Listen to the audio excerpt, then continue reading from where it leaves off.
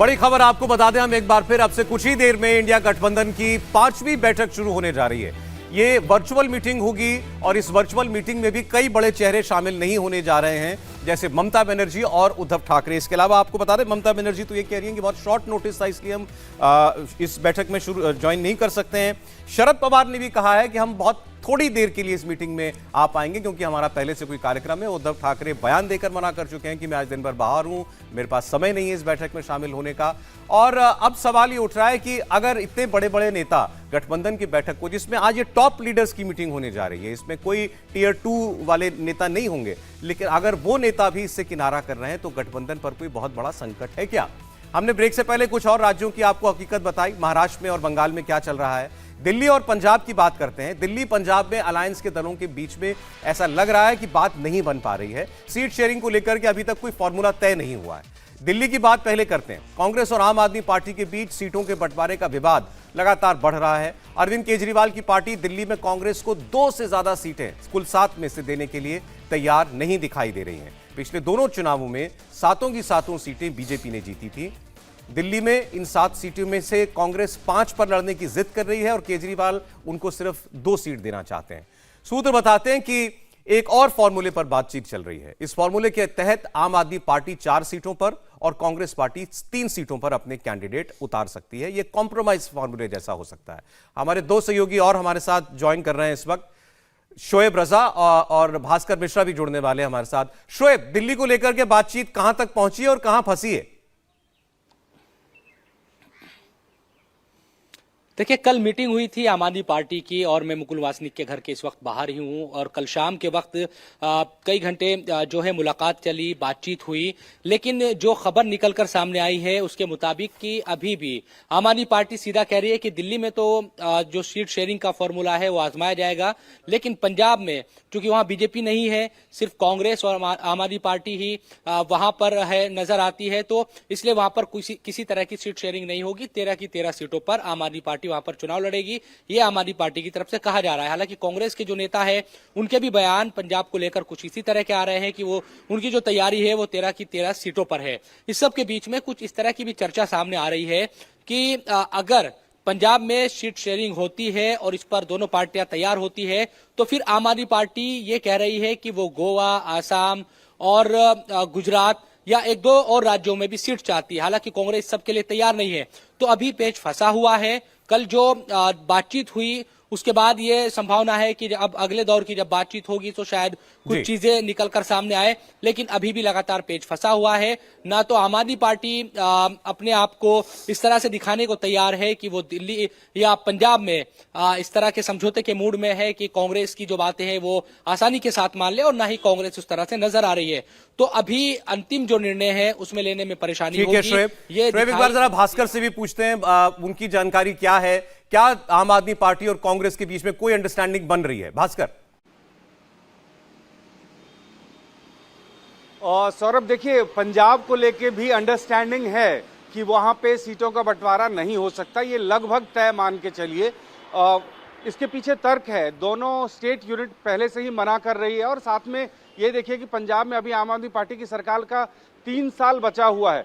3 महीने 4 महीने के लिए आम आदमी पार्टी और कांग्रेस के नेता एक साथ एक मंच पे आके बेशक कांग्रेस बीजेपी के खिलाफ नारेबाजी करें और एक साथ दिखे, लेकिन फिर पंजाब विधानसभा में उनको एक दूसरे के विरोध में आना पड़ेगा। और उससे भी बड़ी बात, कांग्रेस के कई बड़े नेताओं को ऐसा लगता है कि स्टेट यूनिट के साथ अगर ऐसा होता है तो हमारी राजनीति खत्म हो जाएगी। वहीं दूसरी तरफ आम आदमी पार्टी को यह लगता है कि पंजाब में हमारे पास सबसे बड़ा मौका है ज्यादा से ज्यादा सीट जीतने के लिए, और भारतीय जनता पार्टी का कोई से नहीं है वहां पे, इस लिहाज से गठबंधन की कोई जरूरत पंजाब में नहीं है।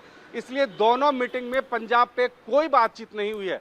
दिल्ली को लेकर सहमति बनी हुई है, 4-3 का फार्मूला लगभग तय माना जा रहा है, लेकिन ऊपर नीचे भी हो जाए तो किसी को बहुत ज्यादा आपत्ति नहीं है।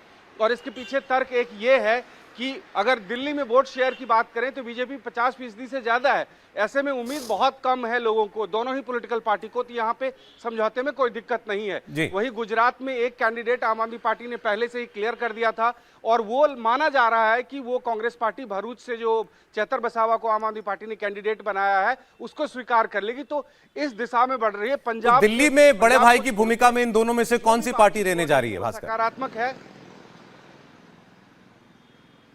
और निश्चित रूप से आम आदमी पार्टी ही रहेगी, ये कोशिश है आम आदमी पार्टी की, लेकिन वो ऊपर नीचे करने के लिए तैयार है। वजह यह है कि आम आदमी पार्टी को ये लगता है कि दिल्ली के अलावा दूसरे राज्यों में जहां ज्यादा से ज्यादा सीट वो जीत सकती है वहां पे वो बार्गेन करे। लोकसभा में आम आदमी पार्टी का सिर्फ एक सांसद है, जबकि राज्यसभा में 10 सांसद है। उनकी कोशिश है कि एक अच्छा मौका है कि पंजाब से लेके गुजरात से लेके जहां कहीं भी उनको मौका मिलता है तो लोकसभा में अपनी उपस्थिति बढ़ाए। नेशनल पार्टी बेशक हो गई है, लेकिन लोकसभा में सिर्फ एक सीट है उनके पास में, और उसको बढ़ाने को, उसका विस्तार करने की कोशिश है।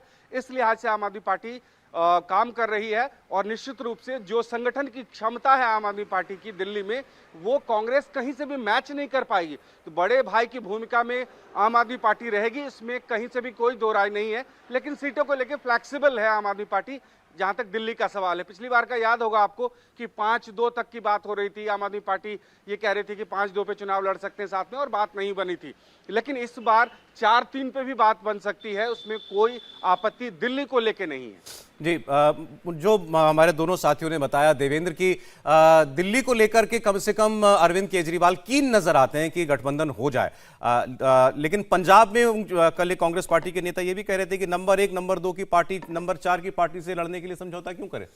बिल्कुल सौरभ, जिस दिन पंजाब में मुख्यमंत्री की तरफ से आ गया था, एक थी कांग्रेस, उसके बाद मुझे लगा कि पंजाब के गठबंधन पे बात करना शेयर वेस्टेज ऑफ टाइम है, इसके अलावा कुछ नहीं है। अगर मुख्यमंत्री की तरफ से बताया जा रहा हो तो समझा जा सकता है। दूसरी चीज़ कि जब आमने सामने की लड़ाई में आप खुद हैं और आप दोनों के साथ आने से दोनों का ही नुकसान हो रहा है, और तीसरा जो जिसके खिलाफ आप राष्ट्रीय स्तर पर गठबंधन बना रहे हैं वो कहीं है नहीं, तो इसमें कोई मतलब ही नहीं था। और उस लिहाज से पंजाब वाला तो बहुत स्वाभाविक सी बात लग रही है। दिल्ली की अगर बात कर ले तो कांग्रेस पार्टी पिछले चुनाव में, लोकसभा चुनाव में भले ही एक भी सीट नहीं जीत पाई, लेकिन आम आदमी पार्टी से वोट शेयर के मामले में आगे थी। और वहां पर कांग्रेस पार्टी ये जरूर उसको चाहना चाहिए कि भाई ज्यादा सीटें बिग बॉस के तौर पे, बड़े भाई के तौर पे कम से कम दिल्ली में वो रहे।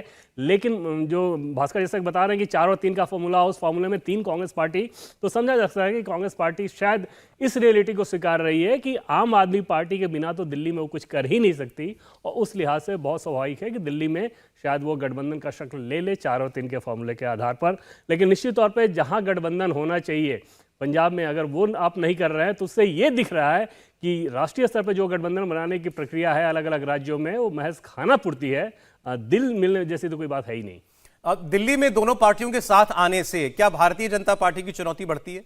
लगता नहीं। पिछली बार के चुनाव को अगर आप देखें तो उस हिसाब से, क्योंकि 50% के आसपास बीजेपी का वोट था, उससे ज़्यादा था, तो उस लिहाज से लगता नहीं कि 7 सीटों में कोई बहुत बड़ी चुनौती हो जाएगी बीजेपी के लिहाज से। लेकिन निश्चित तौर पे पंजाब में अगर हो और वो साथ आते हैं तो बीजेपी जैसे पंजाब में कम से कम 2 से 3 सीटों पर फिर से उम्मीद कर रही है। हालांकि अकाली दल के साथ गठबंधन अभी भी उसका लटका हुआ है, वहाँ भी सीट को लेकर बीजेपी ये चाहती है कि 6 से 7 सीटों पे उसे चुनाव लड़ने का अवसर दिया जाए। लेकिन कम से कम अगर चुनाव से पहले अकाली दल के साथ गठबंधन हो जाता है तो बीजेपी पंजाब में चाहेगी कि हाँ, अगर ट्रायंगुलर फाइट ही हो तो ज़्यादा स्थिति है। दिल्ली को लेकर बीजेपी चिंतित नहीं नजर आती, ये दोनों साथ हैं तो, साथ नहीं आए तो मोटे तौर पे अगर देखें, आज ही हमने भी जिन राज्यों की बात की है, पंजाब में दोनों दल नहीं चाहते समझौता हो, तो पंजाब में फ्रेंडली फाइट जैसा कुछ बताया जाएगा। यही बात सीताराम येचुरी केरल के बारे में और पश्चिम बंगाल के बारे में कह रहे हैं। तो कुल मिलाकर के इस गठबंधन का जो भी जोर दिखाई देने वाला है, क्या वो बंगाल, महाराष्ट्र, झारखंड, इन राज्यों के अंदर? और बिल्कुल, और इसके अलावा बिहार को अगर उसमें जोड़ दें तो इन्हीं राज्यों के अंदर ये होना था और वहीं पे आपको स्मूथ करना था, और वो चीज़ें स्मूथ होती नज़र नहीं आई। वहीं पे फ़र्क पड़ना था, वो फ़र्क पड़ता नज़र नहीं आ रहा है। क्योंकि जैसा कि पहले आपने बताया कि आज की बैठक टॉप लेवल की बैठक हो रही है, उन बैठकों में ऐसे ऐसे तर्क देकर आप उन बैठकों से दूर रह रहे हैं। तो सिर्फ बैठक से दूर नहीं हो रहे हैं, बल्कि आप इस बात की गवाही दे रहे हैं, इस बात पर आप मुहर लगा रहे हैं कि आप लोगों के भीतर दूरियां बहुत ज़्यादा हैं।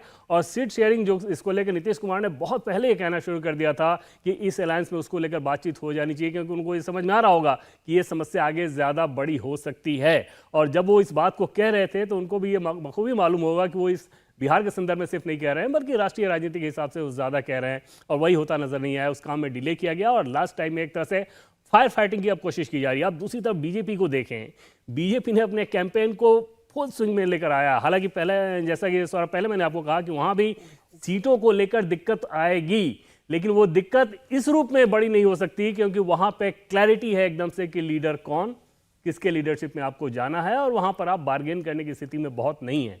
दूसरी तरफ कांग्रेस पार्टी में वो सारी चीज़ें हैं ही नहीं, तो यहाँ बहुत ज़रूरी था कि पहले से सीट शेयरिंग को लेकर बातचीत करके एक स्मूथ माहौल बना लें, ताकि अब का जो समय था ये इन्हें कैंपेन में पूरा देना था। 14 तारीख के बाद तो फुल इलेक्शन मोड में आप आ जाएगा। आप सोचें कि इलेक्शन कमीशन अपनी फाइनल तैयारी कर रही है और दूसरी तरफ अपोजिशन अलायंस अभी तक सीट शेयरिंग को लेकर अगर इस प्रकार की खींचतान दिखा रहा है तो समझा जाए राहुल गांधी निकल जाएंगे कल यात्रा पर। बिल्कुल, और उसके बाद जब वो यात्रा में बिजी हो जाएंगे और जो नेता कांग्रेस पार्टी की तरफ से इन बातचीत को कर रहे हैं वो भी इस पोजीशन में नहीं है कि वो वहीं पे फैसला ले सके। जो कुछ भी उनकी बातचीत होगी उस बातचीत के बाद फिर से उनको आना होगा कांग्रेस आला कमान की। जब मैं बात कर रहा हूं तो मल्लिकार्जुन खड़गे की बात नहीं कर रहा हूं, तो उससे आप समझ सकते हैं कि ये काम अपने आप में कितना ज्यादा पेचीदा है और वो कितना मुश्किल होता नजर आ रहा है इतने कम समय में।